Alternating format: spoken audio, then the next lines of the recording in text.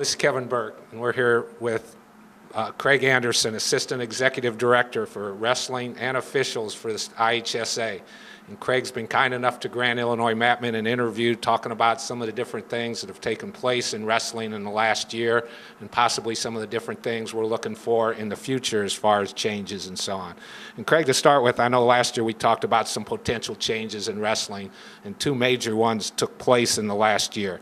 If you could explain the process that's used in order to get these changes and how they're coming along. First one, let's go with the new weight classes. Yeah, the new weight classes actually was part of the new rule changes by the National Federation of High Schools, of which we're a member. We abide by all their rules. They had done a 7 to 8 year study about the weight classes that are in existence with the potential change, looking at did it require some changes in regards to the weights of high school athletes that are wrestling currently. And the statistics said yes, and ultimately it was up to that federation's rules committee, of which we are represented here in Illinois. And ultimately that group decided that, the statistics said we needed a change, and so they followed through with the change. And therefore, since we follow the national rules of wrestling for high schools, we made the change as well. All right, and then the other big one that all coaches and wrestlers, I think wrestling fans really liked, was the fact that the tournament now starts on Thursday and runs through Saturday, which allows 16 kids wrestling in each of the three classes. What had to happen for that to take place? Well, I think a couple things had to happen. I think this has been brought through the Wrestling Advisory Committee as a recommendation to our board for a couple of years now. And I think the thing that made it happen this year was the fact that the board had made some changes in regards to classification. In other words, previously there was some enrollment cutoff set, and classes 1A and 2A had smaller enrollments, smaller numbers of schools participating in those classes, and class 3A was a lot larger. Well, running into this current school year, the board made an adjustment and adjusted in wrestling all classes to divide up equally, a third of each total in the 1A, 2A, and 3A classes. And therefore, with the participants, member school participants in each class being equal, it only made sense that we would equal the representation at the state finals in all classes. So with 16 participants coming from class 3A in the state tournament in previous years, it didn't make sense to go backwards and take them down to 12. It made more sense to bring 1A and 2A up to the 16 participant level. And with that, because we had more wrestlers coming to the state tournament, it required us to open up an additional day of wrestling, and that's why we got the Thursday wrestling. Okay, with the new system, certain things have come up, questions people have had through the website. If you could maybe give us some answers on these. First of all, we came down yesterday as coaches and teams for the weigh-ins, and the kids weren't allowed to check their weight before the weigh-ins. And then, because of maybe the limited facilities here and the time involved, there was no spot for the kids to warm up before the matches. Are there different things maybe that you're looking at in order to get that changed for next year? Yeah, definitely. I was very cautious in our first year of opening up wrestling on Thursday, and our board made the decision that we weren't going to start wrestling until 2:30 and open up the doors for wrestlers to come into Assembly Hall at 12 o'clock noon and start weigh-ins at 12:30, which was a very, very tight time frame. And for me to be able to run the tournament the right way, make sure we got started on time, we had to cut a couple corners that previously wrestlers and coaches have been allowed to do, and that is come into the facility, do weight checks on our scales, and additionally, once weigh-ins are over, we'd open up the mats for warm-ups. And I just made a decision, again, because I needed to run a tournament, get a feel for what the new time limitations were going to be on us. And so that was clearly set prior to, and we went with that. And now, having lived with the Thursday wrestling and those two things occurring, identifying how long it's going to take us to weigh in kids, I think we have now some areas in our timing of when they arrive at Assembly Hall and when we want to start wrestling, knowing how long things are going to take.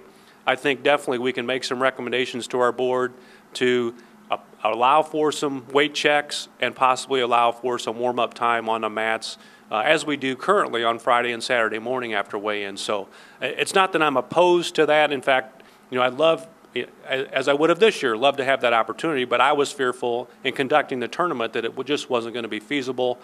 I'm happy to report now that it looks like moving forward that we do have those times available, and we're going to organize and schedule our Thursday schedule to accommodate those activities. Yeah, we know this year you kind of had to make an educated guess as far as the time frames, and for this year's tournament you ran it as what we would call follow the leader. Is there any chance with the time frames in the future would allow a double elimination tournament, which would allow each boy to be guaranteed 2 matches when he got down here?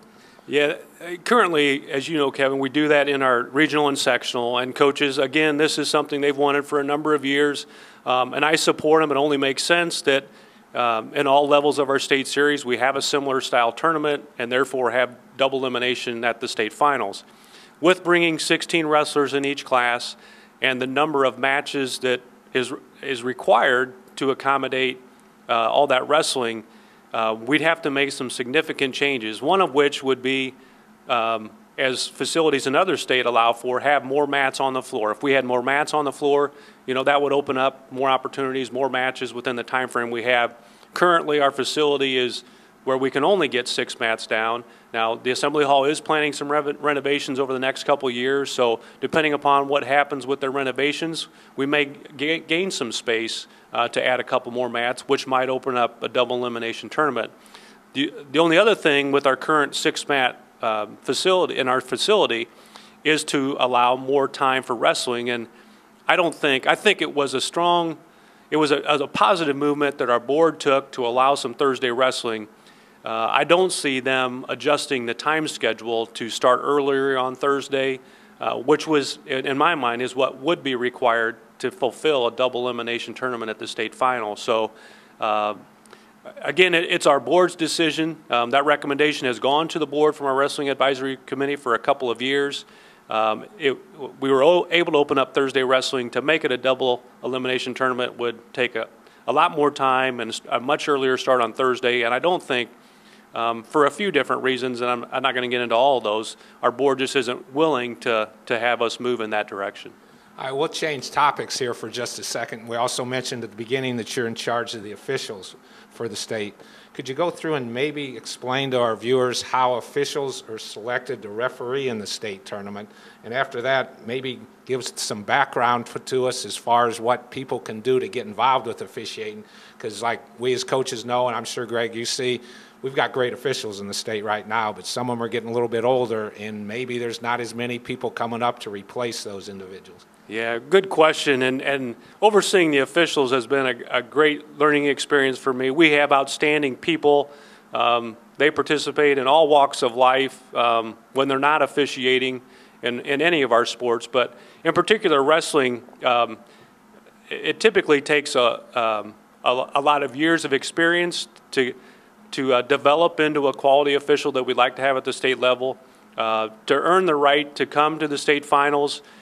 Typically, all of our state finals, no matter what our sports are, officials are, through a number of different areas, gather points towards what we call power rating. And then based on that power rating and wanting officials to come from different geographical areas within the state, we invite those individuals that are at the top of their position in regards to officiating to the state final. So we have a quantitative criteria in this power rating that has, again, a number of different criteria of which officials can earn ratings. Coaches can rate officials. That's a portion of the power rating, as well as some educational components that our officials do in preparation for the season and so on. So we kind of move them through, as an official, if officials are listening out there, they know that, you get some experience maybe at the regional level after you've officiated a number of years, and it's a progression. They start at the lower levels and they might move into some varsity, and